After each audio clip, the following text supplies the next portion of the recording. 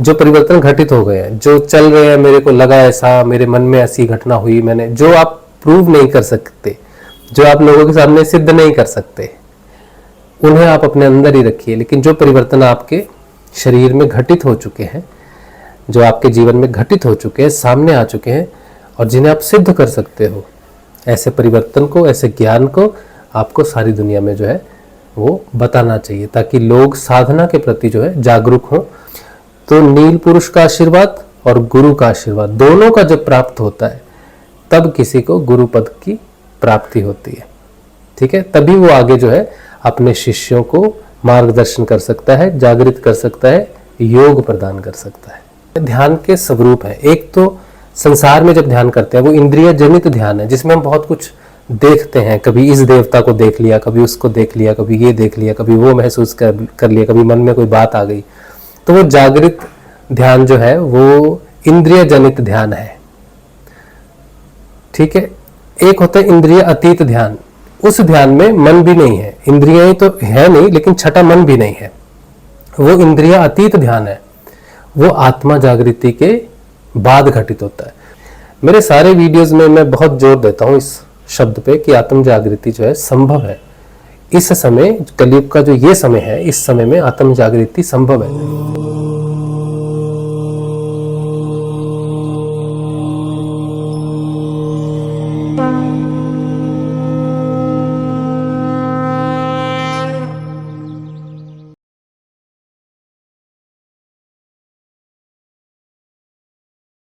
ओम श्री गंगाई नाथाय नमः। जय श्री गुरुदेव, जय श्री दादा गुरुदेव।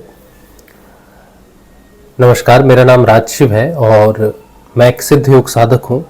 सिद्ध योग की साधना करता हूँ और जितने भी लोग हैं, साधक हैं, जो साधना कर रहे हैं, किसी न किसी तरह से कोई ना कोई साधना कर रहे हैं, नाम जप कर रहे हैं, ध्यान कर रहे हैं, उनके लिए मैं कुछ खास वीडियोस हमेशा बनाता हूँ कि आप जो साधना कर रहे हो, साधना करते करते जो साधक के जीवन में परिवर्तन आते हैं, कई बार हम शुरुआती साधन के जीवन में समझ नहीं पाते उन चीज़ों को। तो जो ये वीडियोस होते हैं, ये आपकी मदद करेंगे कि साधना में दो पड़ाव है। एक आत्म जागृति से पहले पहले का जो ध्यान है, साधना है, नाम जप है, उसका अलग महत्व है, और एक आत्म जागृति के बाद जो परिवर्तन आते हैं उनका अलग महत्व है। लेकिन जब तक किसी साधक की जो नाम जप रहा है, ध्यान कर रहा है, जब तक उसकी आत्मा जागृत नहीं होती, तब तक वो साधना को समझने में सक्षम नहीं होता है। तब तक उसको किसी न किसी प्रकार से किसी पुस्तक की या किसी ऐसे व्यक्ति की, साधक की, गुरु की, किसी न किसी की आवश्यकता होती है कि वो साधन पथ पर जो है वो बना रहे। वैसे तो गुरु आंतरिक है, उसकी वाणी और उसकी शिक्षा जो है वो साधक के साथ हमेशा रहती है, और साधक को हमेशा अपने गुरु की वाणी को सुनना चाहिए, ताकि उसे हमेशा हर जगह पर जो है पथ प्रदर्शन जो है, हर जगह पर गुरु का जो पथ प्रदर्शन है वो सदैव उसको मिलता रहे। क्योंकि मैं भी एक साधक हूँ, तो मैं भी अपने परिवर्तन जो है वो साधकों के साथ, नए साधकों के साथ, और दूसरे जो साधक हैं जो जानना चाहते हैं कि साधना में क्या परिवर्तन आ रहा है, उनके साथ में शेयर करता रहता हूँ। तो मैंने आज आध्यात्म पथ पर चलने वाले सभी साधकों के लिए ये 10 महत्वपूर्ण बिंदु हैं जो आपको याद रखने चाहिए, आपके साधन जीवन में जो है आपके काम आएंगे भविष्य में। ठीक है, तो सबसे पहला जो बिंदु है साधना के जीवन में वो है, अगर आपको ज्ञान प्राप्त होता है आंतरिक रूप से, जिसे हम आत्मा का ज्ञान कहते हैं या ब्रह्म ज्ञान कहते हैं, या वो चीज़ जो आपके अंदर प्रकट हो रही है साधना से, आपके अंदर प्रकट हुए सत्य से जब आप चीज़ों को देखना शुरू करते हैं, उन चीज़ों को जो सूक्ष्म है, सारा संसार जो है वो सही और गलत के चक्कर में रहता है, लेकिन आप सही और गलत से जब ऊपर उठ जाते हैं तो सत्य को देखने लग जाते हैं। क्योंकि आज जो चीज़ सही है वो 10 वर्षों बाद गलत भी हो सकती है। समय के साथ सही और गलत बदलते रहते हैं, लेकिन सत्य जो है वो समय के साथ कभी नहीं बदलता। इसीलिए जो ज्ञान आपको सत्य के आधार पर होगा, उस ज्ञान को आपको आगे संसार को देना है। क्योंकि ज्ञानी के लिए ज्ञान को किसी पात्र को देना बहुत महत्वपूर्ण है। क्योंकि अगर किसी के आंतरिक रूप से किसी को ज्ञान प्राप्त हो रहा है और वो पुस्तक नहीं लिखता है, या दूसरे साधकों की मदद नहीं करता है, या अपने अंदर के बदलाव को संसार के सामने नहीं रखता है, तो उसका जो ज्ञान है वो उसके लिए एक बोझ बन जाता है। तो ज्ञानी अपना ज्ञान अगर पात्र को ना दे, तो वो ज्ञान उस ज्ञानी के लिए बोझ बन जाता है। तो अपने परिवर्तनों को, जो परिवर्तन घटित हो गए हैं, जो चल रहे हैं, मेरे को लगा ऐसा, मेरे मन में ऐसी घटना हुई, मैंने, जो आप प्रूव नहीं कर सकते, जो आप लोगों के सामने सिद्ध नहीं कर सकते, उन्हें आप अपने अंदर ही रखिए। लेकिन जो परिवर्तन आपके शरीर में घटित हो चुके हैं, जो आपके जीवन में घटित हो चुके हैं, सामने आ चुके हैं, और जिन्हें आप सिद्ध कर सकते हो, ऐसे परिवर्तन को, ऐसे ज्ञान को आपको सारी दुनिया में जो है वो बताना चाहिए, ताकि लोग साधना के प्रति जो है जागरूक हों और साधना की तरफ आगे बढ़े। ठीक है। दूसरा बिंदु जो है साधना में वो ये कि हम कई बार सोचते हैं कि हमारे ये गुरु हैं और हमारे गुरु ने किसी अन्य अपने पुत्र को या अपने परिवार में, वंश में किसी को या किसी भी व्यक्ति को जो है, जब गुरु का शरीर नहीं रहता है, गुरु शरीर छोड़कर चला जाता है, तो कहीं कहीं पर गुरु शिष्य परंपरा होती है, तो गुरु अपनी सारी शक्ति जो है वो शिष्य को दे देता है। तो आपको ये समझना चाहिए कि गुरु है कौन, या गुरु पद जो है किसी को कैसे प्राप्त होता है। जब भी कोई शिष्य जो है, जब वो गुरु पद प्राप्त करता है, तो उसके ऊपर दो शक्तियों का जो है प्रभाव होता है या आशीर्वाद होता है। पहला तो उसका गुरु जो सगुण साकार रूप में उसके साथ था, वो जब अपना गुरु या अपना जो भी ज्ञान है उसका, जो उसको अपने गुरु से प्राप्त हुआ, उसको देने में समर्थ हो अपने शिष्य को। और जिस शिष्य का चयन किया जाता है कि इसको दिया जाएगा मेरा सारा ज्ञान, उस पर भगवान श्री नील पुरुष, जिसे हम कहते हैं, परम पिता परब्रह्म, जो कभी जन्म नहीं लेता, परम पिता परब्रह्म जब गुरु के स्वरूप में जन्म लेता है, गुरु की चेतना में प्रकट होता है, तो उसका सगुण साकार रूप है गुरु। लेकिन एक परम ब्रह्म जो है वो स्वरूप में प्रकट नहीं होता, निर्गुण निराकार में रहता है, तो वो आपके हृदय में प्रकट होता है, आत्म स्वरूप में प्रकट होता है। नील पुरुष कहते हैं उसको, भगवान भी कहते हैं ना कि मैं हृदय में प्रकट होता हूँ। यदा यदा ही धर्मस्य ग्लानिर्भवति भारत अभ्युत्थानम धर्मस्य तदात्मानं सृजाम्यहम्। तो वो हृदय में प्रकट होते हैं, उसी को ही आत्म जागृति बोलते हैं, उसी को ही आत्मयोग बोलते हैं। आत्मा का परमात्मा के साथ जो योग होता है वहीं से शुरू होता है। जब तक वो नील पुरुष आपके हृदय में आत्म स्वरूप में जन्म नहीं लेता, तब तक जो है मुक्ति की तरफ साधक जो है नहीं बढ़ता। तो नील पुरुष का आशीर्वाद और गुरु का आशीर्वाद दोनों का जब प्राप्त होता है, तब किसी को गुरु पद की प्राप्ति होती है। ठीक है। तभी वो आगे जो है अपने शिष्यों को मार्गदर्शन कर सकता है, जागृत कर सकता है, योग प्रदान कर सकता है। तीसरा बिंदु जो है, जो साधकों को सहायता करेगा समझने में, ध्यान के रूप में। ध्यान आप करते हो, बहुत सारे लोग ध्यान करते हैं। ध्यान के स्वरूप है। एक तो संसार में जब ध्यान करते हैं वो इंद्रिय जनित ध्यान है, जिसमें हम बहुत कुछ देखते हैं। कभी इस देवता को देख लिया, कभी उसको देख लिया, कभी ये देख लिया, कभी वो महसूस कर लिया, कभी मन में कोई बात आ गई। तो वो जागृत ध्यान जो है वो इंद्रिय जनित ध्यान है। ठीक है। एक होता है इंद्रिय अतीत ध्यान। उस ध्यान में मन भी नहीं है, इंद्रियां तो है नहीं, लेकिन छठा मन भी नहीं है। वो इंद्रिय अतीत ध्यान है, वो आत्मा जागृति के बाद घटित होता है। तो अगर कोई किसी से आप पूछो, या मैं किसी से पूछूं कि आपका ध्यान लगा है कभी, तो इसका मतलब है मैं पूछ रहा हूं आपसे कि क्या आप इंद्रियातीत ध्यान में, योग में प्रवेश कर गए हैं कि नहीं, जिसे योग कहते हैं, जिसे भारतीय योग दर्शन कहते हैं। एक तो योग करते हैं लोग, पार्क में जाते हैं और वो कोई आसन में बैठते हैं, पद्मासन में बैठेंगे, वज्रासन में बैठेंगे, या कोई दूसरा आसन करेंगे, या बहुत प्रकार से शरीर को लचीला करके योग का प्रदर्शन करेंगे। वो भारतीय योग दर्शन में वो मुख्य योग नहीं है। भारतीय योग दर्शन का मतलब है आत्मा का परमात्मा के साथ मिलन, और परमात्मा के साथ मिलन आत्मा का तभी हो सकता है जब आत्मा जागृत हो। तो ध्यान का मतलब है कि मिलन, आत्मा का परमात्मा के साथ मिलन, और वो बिना आत्म जागृति के, बिना गुरु कृपा से नहीं हो सकता। तो समर्थ सदगुरुदेव जो होगा, जिसे गुरु पद प्राप्त होगा, जो पीछे हमने बात की ना, वो योगेश्वर होगा और वो आपकी आत्मा को जगाने में समर्थ होगा। कोई गुरु है ना, वो अपने शिष्य को अगर कुछ दे सकता है, देने लायक कोई चीज है गुरु के पास, तो वह आत्म जागृति। इसके अलावा गुरु जो कुछ भी देता है संसार में, जो कुछ भी है, वो तो लय हो जाता है समय के साथ, लेकिन आत्म जागृति समय और स्थान से परे कर देती है। इस ब्रह्मांड से बाहर जाने का रास्ता है। उस परम पिता में, उस चेतना में, उस परमात्मा की चेतना में लय होना सिर्फ आत्म जागृति के बाद ही संभव है। और ये जो लय होना है, मोक्ष है, मुक्ति है, ये व्यक्ति को मृत्यु से पहले मिलनी चाहिए। मृत्यु अगर होगी और आपको नहीं पता चला कि आपका योग हुआ है, जिस दिन ध्यान लगेगा आपको पता चलेगा कि ध्यान होने लग गया है। जो परिवर्तन होंगे वो भी पता चलेंगे। लेकिन मृत्यु हो जाती है और कुछ भी नहीं पता आपको, सिर्फ आपने सुनी सुनाई बातों पर ही आपका पूरा जीवन चला गया, योग चला गया, तो फिर जन्म होगा फिर से। तो मोक्ष होगा तो जीते जी होगा, योग होगा तो जीते जी होगा, लय होगा मनुष्य की चेतना, परम चेतना में, तो जीते जी होगी। ठीक है, मरने के बाद तो फिर जन्म ही होगा। ठीक है, तो चौथा बिंदु जो है वो ये है कि वेद और वेदों का जो ब्रह्म ज्ञान है किसी साधक को तब तक सिद्ध नहीं होता जब तक आंतरिक रूप से शक्ति जागृत नहीं होती। आत्म जागृति होगी तो उसके साथ शक्ति की जागृति भी होगी।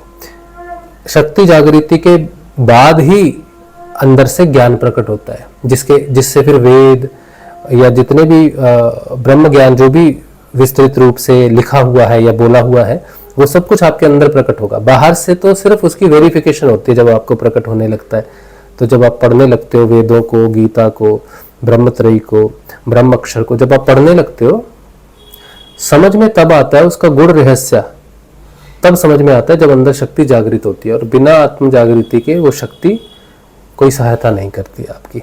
तो अगर कोई व्यक्ति वेदों को पढ़ भी ले, शास्त्रों को पढ़ भी ले, तो वो उसका मर्म नहीं जान पाएगा, गुप्त रहस्य जो है शब्द का वो नहीं जान पाएगा। तो कहते हैं ना, पोथी पढ़ पढ़ जग मुआ, पंडित भय न कोई, ढाई आखर प्रेम का, पढ़े सो पंडित होए। तो ये वो प्रेम है जो परमात्मा के साथ प्रकट होता है, आत्म जागृति के बाद होता है। मेरे सारे वीडियोस में मैं बहुत जोर देता हूं इस शब्द पे कि आत्म जागृति जो है संभव है। इस समय कलयुग का जो ये समय है, इस समय में आत्म जागृति संभव है। वैसे तो कहा जाता है कलयुग केवल नाम आधारा, सुमिर सुमिर नर उतरी पारा, मतलब कलयुग में सिर्फ नाम ही है, ध्यान की बात किसी ने नहीं की। लेकिन अब जो समय चल रहा है कलयुग में, तो ये नाम के बाद जो नाम का जो फल है वो है ध्यान।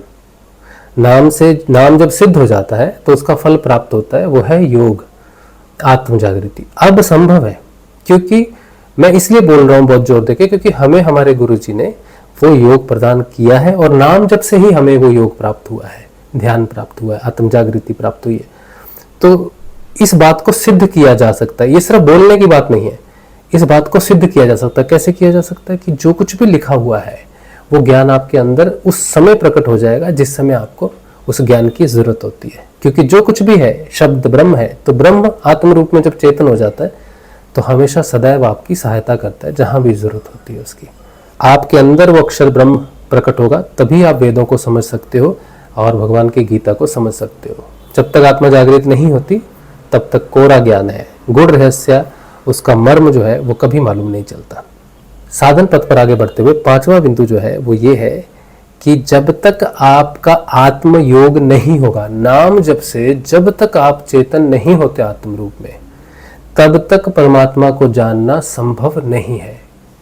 आप कुछ भी कर लो, कितना भी प्रयास कर लो, किसी ने बोल दिया कि मैं परमात्मा हूं, किसी ने बोल, आपके गुरु जी ने बोल दिया कि मैं परमात्मा हूं, तो आप गुरु जी की रिस्पेक्ट करते हो, आप अपने गुरु की रिस्पेक्ट करते होगे, या जो कह रहा है परमात्मा है आप उसकी रिस्पेक्ट करते होगे, उसकी बातों से प्रभावित हो गए होंगे, इसलिए आपने मान लिया कि हाँ यही परमात्मा है। जैसे भगवान श्री राम ने कह दिया कि हम मानते हैं भगवान श्री राम परमात्मा है, भगवान है, श्री कृष्ण स्वयं परमात्मा है, बोलते हैं ना, ऐसे यकीन करते हैं, सिर्फ यकीन करते हैं। लेकिन अगर आपको सच में जानना है कि सच में है क्या, सच में राम भगवान जो है वो परमात्मा है तो कैसे हैं, सच में श्री कृष्ण परमात्मा है तो कैसे हैं, तो अगर उनको तत्व रूप में आपने जानना है, चरित्र के रूप में तो लिखा हुआ है, भगवान राम का चरित्र लिखा हुआ है, भगवान श्री कृष्ण का लिखा हुआ है, सबका चरित्र आपको पढ़ने में मिलेगा, देखने में मिलेगा, सुनने में मिलेगा, पंच इंद्रियों से जाना हुआ जो कुछ भी है वो चरित्र है। लेकिन अगर तत्व जानना है, परमात्मा तत्व रूप में अगर आपको जानना है, तो संसार में कोई नहीं आपको बता सकता, पंच इंद्रियों से जाना ही नहीं जा सकता तत्व को। तो परमात्मा तत्व को जानने के लिए आत्म तत्व का जागृत होना अति अनिवार्य है, नहीं तो आपने परमात्मा को नहीं जाना है। तो जब उसे जानेंगे तब पता चलेगा और आत्म जागृति के बिना वो संभव नहीं है। हर जगह अध्यात्म पथ में हर जगह पर सबसे विशेष बिंदु जो है वो है आत्म जागृति। तो अगर आप चल रहे हो अध्यात्म पथ पर और अगर आपका लक्ष्य आत्म जागृति नहीं है, आपके गुरुदेव आत्म जागृति की बात नहीं करते, आत्म जागृति नहीं प्रदान कर रहे, तो आपको गुरु की तलाश करनी चाहिए। गुरु आप ढूंढ नहीं सकते, बस परम पिता से यही प्रार्थना करनी चाहिए कि हम उस गुरु को प्राप्त करें जो हमें आत्म जागृति प्रदान करे, तो वो स्वयं प्रकट हो जाएगा आपके सामने। लेकिन आपको अगर पता ही नहीं होगा कि आत्म जागृति का महत्व क्या है, तो आप साधना करोगे, नाम जप करोगे, सतोगुणी होने की प्रयास करोगे, अच्छे होने का प्रयास करोगे, सेवक होने का प्रयास करोगे, दानवीर होने का प्रयास करोगे, सब करोगे। लेकिन जब आपको पता चलेगा कि नाम जब जो कुछ भी ये जीवन है, इसका जो महत्व है, लक्ष्य है, वो आत्म जागृति है, तब आपको समझ में आएगा कि मनुष्य जीवन क्यों दुर्लभ है। ठीक है। छठा जो बिंदु है, जब आप आत्म रूप से चेतन हो जाओगे तो होगा क्या? अब द्वैतवाद प्रकट होता है। वैसे तो द्वैतवाद है, लेकिन जब आत्मा चेतन हो जाती है किसी की, तब जो द्वैतवाद प्रकट होता है वो होता है व्यक्तिगत चेतना, यानी कि मैं, मेरा नाम क्या है, मैं किस जात में हूं, मेरा क्या गोत्र है, मैं किस देश का हूं, मैं किस परिवार का हूं, किस संस्कृति का हूं, ये सब जो है व्यक्तिगत चेतना है। जैसे संसार मुझे देखता है, पहचानता है, चेहरे से पहचानता है, नाम से पहचानता है, जात से पहचानता है, देश से पहचानता है, ये मेरी व्यक्तिगत जानकारी है, व्यक्तिगत चेतना है। जो व्यक्ति आत्म रूप से चेतन होता है, उसकी व्यक्तिगत चेतना धीरे धीरे लय होनी शुरू हो जाती है। क्यों? अब दूसरी चेतना प्रकट होनी शुरू हो जाती है, जो है आत्म चेतना। वो अपने आप को आत्म रूप में जानना शुरू कर देता है। अब उसके लिए व्यक्तिगत जान चेतना का जो संबंध है, वो अपने आप वो उससे दूर होने लग जाता है। वो अपने आप जो है उसका किसी कट्टरवाद में, कोई कट्टरवादी होता है अपने धर्म में, वो कट्टरवाद जो है वो छूटने लग जाता है, और ये जो जितने भी कर्मकांड होते हैं उससे भी वो मुक्त होने लग जाता है। बहुत सारी चीजें उसे क्लियर होने लग जाती है कि मैं एक बड़े आसमान में मैं एक बड़े आसमान में रह सकता हूँ, मैं एक छोटे से घड़े में क्यों रहूं। कहते हैं ना, जो पिंड है, जो घड़ा है उसके अंदर भी तो आकाश है, खाली घड़े में आकाश है ना, तो बाहर भी आकाश है। तो उसे पता चलता है कि ये जो व्यक्तिगत चेतना है ये घड़े की तरह है, छोटे से, और आत्म चेतना ये विस्तृत, ये स्वतंत्र आकाश की तरह। तो घड़े में क्यों रहेगा, घड़े को तोड़ देगा। तो कबीर जी ने कहा है ना, कुंभ विच जल है, कुंभ मतलब घड़ा, कुंभ विच जल है, और जो जल विच कुंभ है, समंदर में एक घड़ा है और पानी से भरा हुआ है वो। तो क्या कह रहे हैं, कुंभ विच जल है और जल विच कुंभ है, बाहर और भीतर पानी, विघटा कुंभ टूट गया, घड़ा टूट गया, तो अंदर का जो जल था वो बाहर के जल में मिल गया, जल जल ही समाना है। तो जल विच कुंभ है, कुंभ विच जल है, बाहर भीतर पानी, विघटा कुंभ जल जल ही समाना। अब सब जगह जो भी है आत्म चेतना है, सब जगह उसको परम पिता परमात्मा अपनी आत्म चेतना का ज्ञान होना शुरू हो जाता है। यही तो योग है। तो व्यक्तिगत चेतना जो है वो योग होते ही लय होनी शुरू हो जाती है। इसीलिए जो परिवर्तन आप में आएगा, वो आप ये नहीं कहोगे मेरे अंदर तो परिवर्तन है, मुझे अंदर तो महसूस होता है, लेकिन बाहर हम बता नहीं सकते किसी को, तो आप ये आप में आत्म परिवर्तन आया नहीं है।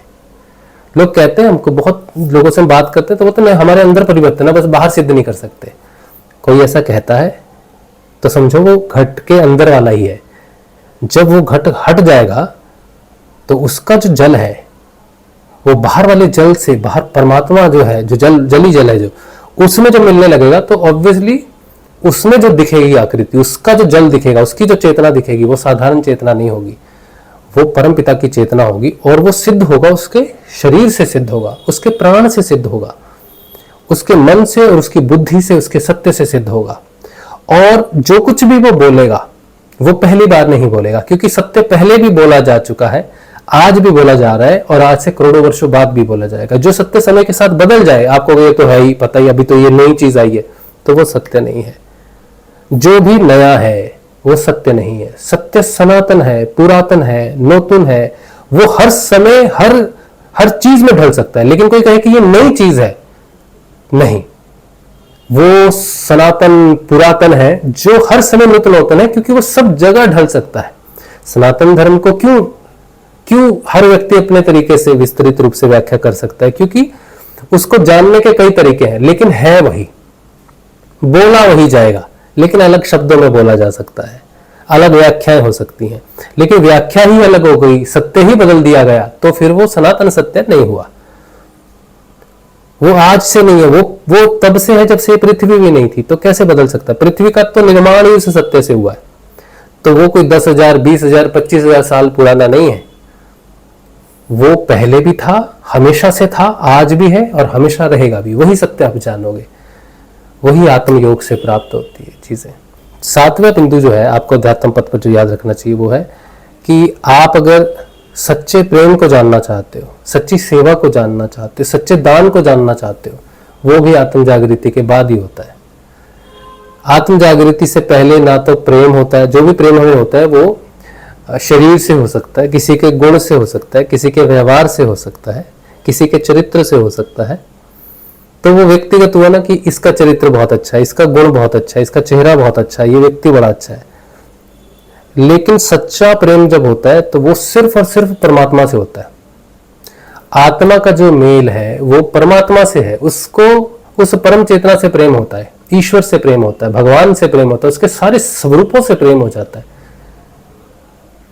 तो सच्चा प्रेम, सच्ची सेवा और सच्चा दान भी सिर्फ आत्म जागृति के बाद ही प्रकट होता है। उससे पहले वो किसी न किसी गुण के रूप में प्रकट होता है, सुख भोग, सुख हो जाता है, अच्छा जीवन हो जाता है, तो फलित हो जाता है वो।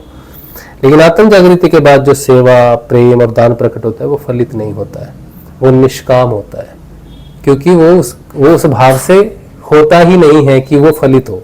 भाव रहित कर्म जो है वो फलित ही नहीं होता है, निष्काम हो जाता है, निष्भाव हो जाता है। भाव मतलब जगत के भाव से वो है जो मुक्त रहता है, इसीलिए वो फलित नहीं होता है, वो सिर्फ और सिर्फ आनंद के स्वरूप में आपके रोम रोम से संसार में प्रकट होता रहता है।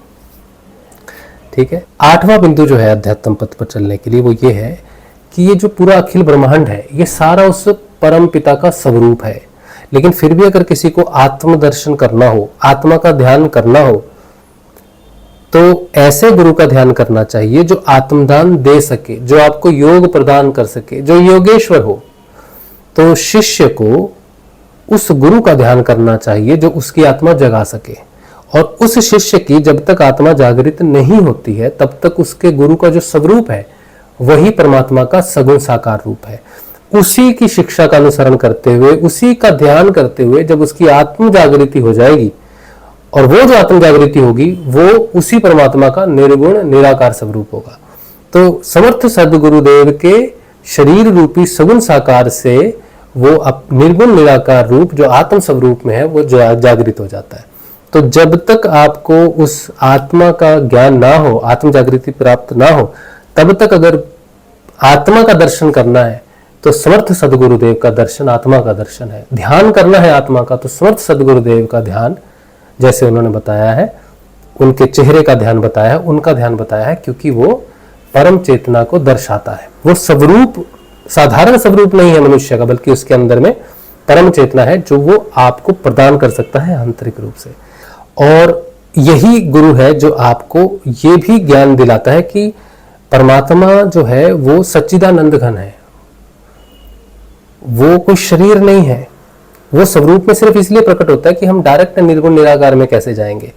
श्रुति भी यही कहती है, जब श्रीमद् भागवत का एक जगह पर श्रुति का व्याख्यान आता है, श्रुति स्वयं कहती है कि मैं निर्गुण निराकार तक नहीं पहुंच सकती, लेकिन सगुण साकार का जप से, सगुण साकार के गुणगान से, सगुण साकार के चरित्रों के गुणगान से हम उस सगुण स्वरूप से हम निर्गुण में प्रवेश कर सकते हैं, डायरेक्ट नहीं जा सकते। इसीलिए गुरु जो है वो कोई शरीर नहीं होता। समर्थ सद्गुरुदेव जो आत्मा जगा सके, जो योगेश्वर है, वो कोई शरीर नहीं होता, बल्कि स्वयं परमात्मा का स्वरूप होता है, और उसके ध्यान से ही आप परमात्मा तक पहुंच सकते हैं। आत्म जागृति के माध्यम से योग प्राप्त करके परमात्मा तक पहुंच सकते हैं।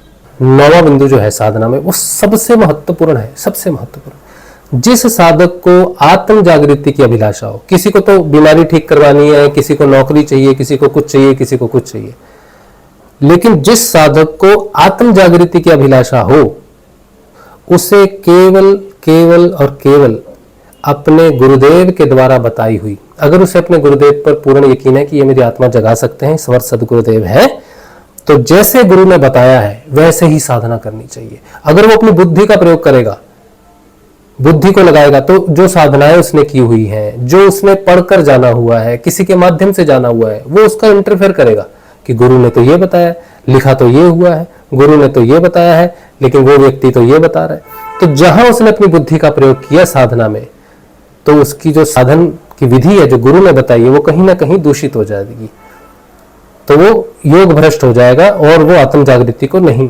प्राप्त होगा। तो अगर आत्म जागृति की अभिलाषा से ध्यान कर रहे हो तो सबसे पहले ये जानना जरूरी है कि क्या तुम्हारा गुरु समर्थ सदगुरुदेव है, योग प्रदान कर सकता है कि नहीं कर सकता। वो ऐसी बातें करता है जिससे पता चले कि वो आत्मा और परमात्मा के योग की बात करता है। अगर हाँ, तो जैसे उन्होंने बताया है वैसे ही साधना करना, तभी जाकर आपको आत्म लाभ होगा, आत्म सिद्धि होगी, नहीं तो कुछ भी नहीं होगा, जीवन पूरा बर्बाद हो जाएगा। इसीलिए जैसे गुरु ने बताया है वैसे ही साधना करनी चाहिए। 10वां बिंदु जो है ये भी बहुत महत्वपूर्ण बिंदु है आपकी साधना में, कि साधना जब आप करोगे और साधना जीवन में जब कोई परेशानी आएगी, कोई दिक्कत आएगी, तो वो इसलिए नहीं आएगी कि आप साधना कर रहे हो इसलिए दिक्कत और तकलीफ आ रही है। हमारे जीवन में जो भी सुख और दुख आते हैं वो हमारी महत्वाकांक्षाओं के कारण, हमारी उम्मीदों के कारण, या हमारी किसी के प्रति कोई इच्छा के कारण आता है। सुख और दुख इच्छा का स्वरूप है, इच्छा का प्रतिफल है। साधना से सिर्फ हमें सुख और दुख का ज्ञान होता है, सुख और दुख का साक्षात्कार होता है, लेकिन सुख और दुख आता है हमारी इच्छा के कारण, हमारी महत्वाकांक्षा के कारण। तो अगर किसी कारण, किसी दुख के कारण, अतृप्ति के कारण साधना छूट जाए, या आप कहो कि मुझे नहीं करनी साधना, मैं तो चला, मुझसे नहीं हो रही, अगर छूट भी जाए तो कोई बात नहीं, फिर से साधना शुरू करनी चाहिए। गुरुजी को प्रणाम करना चाहिए, गुरुजी को कहना चाहिए गुरुजी हम फिर से साधना कर रहे हैं, हम शुरू कर रहे हैं, आप हमें फिर से मार्गदर्शन करो, इस बार हम नहीं जाएंगे। तो गुरु से प्रार्थना करके फिर से साधना वैसी शुरू कर देनी चाहिए। साधना में प्रायश्चित का कोई भी महत्व नहीं है साधक जीवन में। अगर आप बाहर की आराधनाएं कर रहे हो, बाहर आराधना करते करते गलती हो जाए तो बाहर प्रायश्चित किया जा सकता है, लेकिन अगर आप साधक हो, नाम जप और ध्यान करते हो, आत्म जागृति के प्रति बढ़ रहे हो, तो वहां प्रायश्चित नहीं है। वहां पर स्वाध्याय है कि जो गलती हो गई है उसका अध्ययन कर कर भविष्य में वो गलती नहीं होनी चाहिए। उसके लिए कोई प्रायश्चित करने चले जाओगे तो साधना कौन करेगा? ठीक है। तो साधक जीवन में किसी कारण कोई त्रुटि साधना में आ जाती है तो गुरु को नमस्कार करके फिर से साधना शुरू करनी चाहिए। किसी प्रकार का अपने आप को दंड नहीं देना चाहिए, किसी प्रकार का कोई प्रायश्चित में नहीं जाना चाहिए। गुरु की आज्ञा मानकर उनका नाम जप और ध्यान शुरू कर देना चाहिए। वो आपकी जो भी आपके जीवन में घटना घटी वो आपकी शिक्षा होनी चाहिए। शिक्षा मानकर अपने सारे पीछे के जो भी आपने किया हुआ है उस सबको अपनी शिक्षा मानकर आगे बढ़ जाना चाहिए, तो साधना आगे बढ़ जाती है। ठीक है।